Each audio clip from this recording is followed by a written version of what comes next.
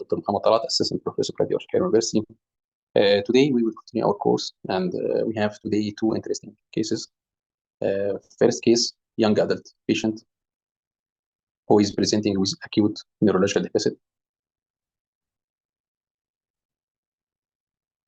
And as we described in the last video, that we have 5 main signs for early acute or hyperacute ischemic insult. We have hypodense area, and this hypodense area is seen involving the right temporal region and the right basic ganglia. Also, we have mild mass effect in the form of mild effacement of the cortical cell sign. And we have also insular ribbon sign. This is the insula as compared to the left side. For sure, we have right side insular ribbon sign, hypodense area in the insula. Also, we have MCA sign. It's not present at the left side, so we are dealing with acute ischemic insult or acute non-hemorrhagic cerebral infarction along the territory of the right middle cerebral artery. We described in one of our last videos how to determine the prognosis of the patient or the outcome of the patient. How can we predict the outcome of the patient?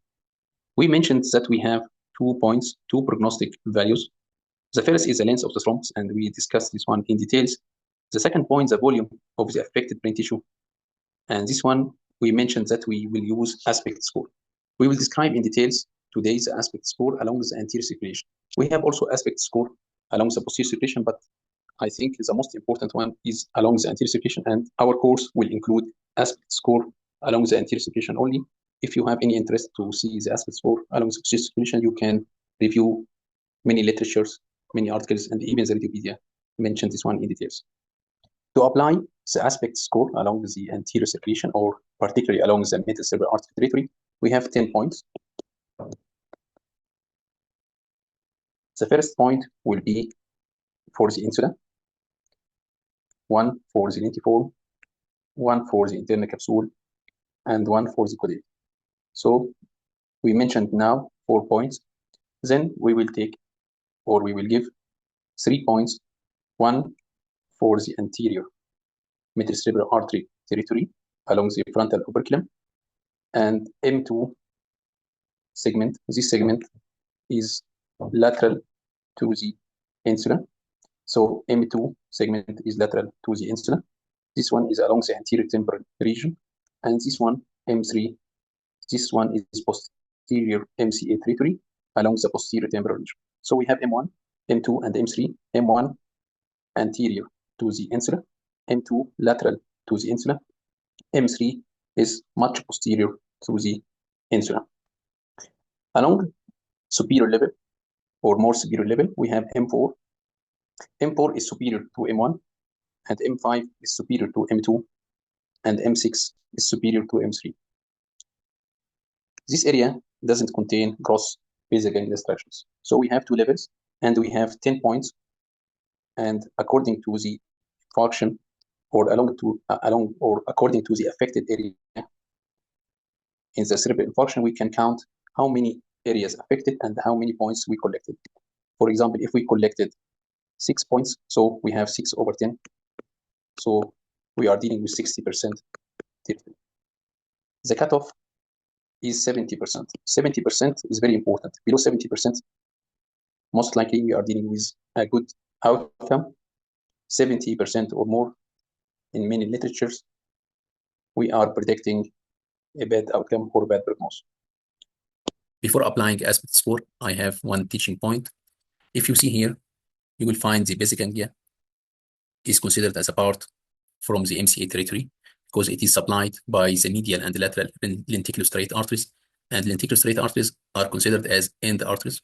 So it is considered as a part from the MCA territory, while the thalamus itself, it is not part from the MCA territory because it is supplied by salamo-perforator arteries, and salamo-perforator arteries are arising from the posterior cerebral artery. So it is considered as a part of posterior circulation. Let's apply the aspect score in our case today. So we will stop here along the level of the insulin. Okay, let's give the insulin 1 point. So the insula is affected, this one. The lentiform is affected. So the lentiform. The caudate is spared. The internal capsule is affected. Internal capsule. Also, we have the anterior temporal region is affected. So this one is M2 segment.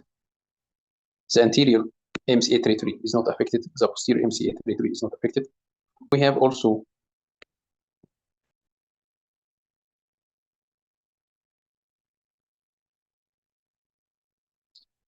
M5 segment.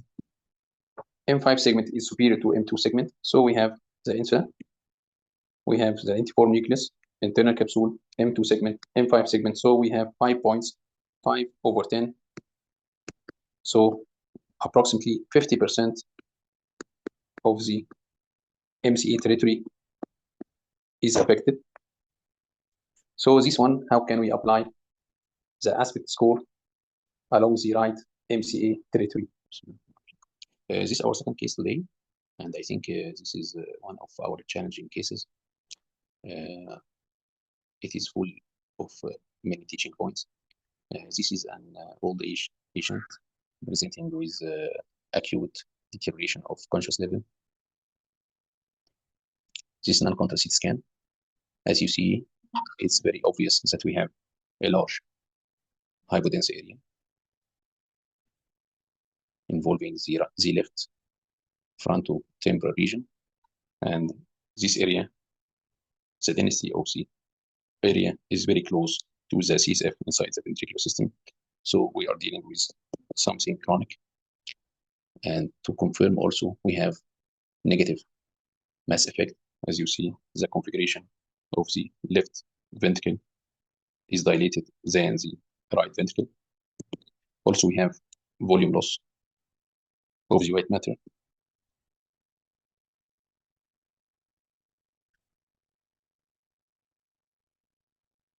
So we are dealing with chronic ischemic insult, most likely chronic ischemic insult, because it is along the territory of the left middle cerebral artery.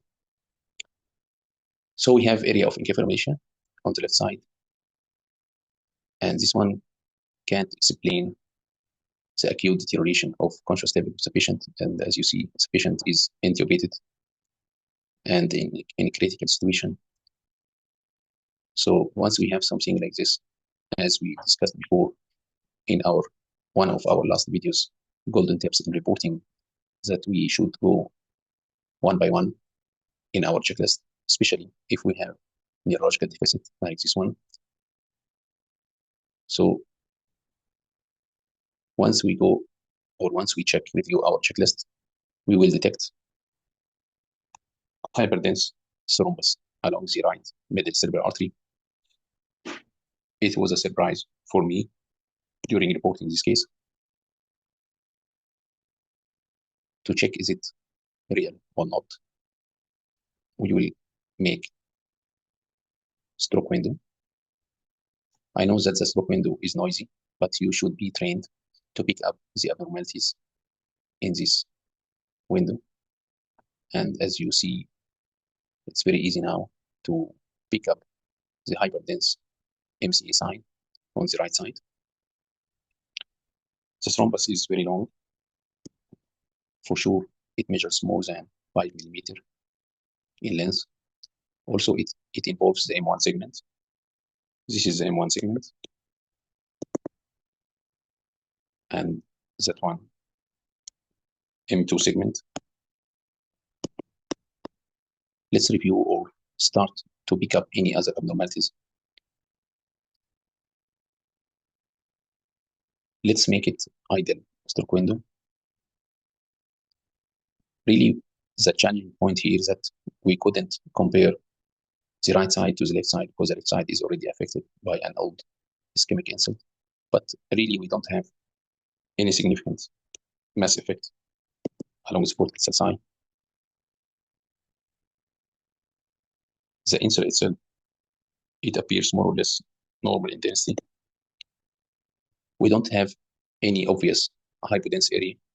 So in conclusion, we have only one sign, right MCA sign, and we don't have any other significant signs for acute ischemic insult.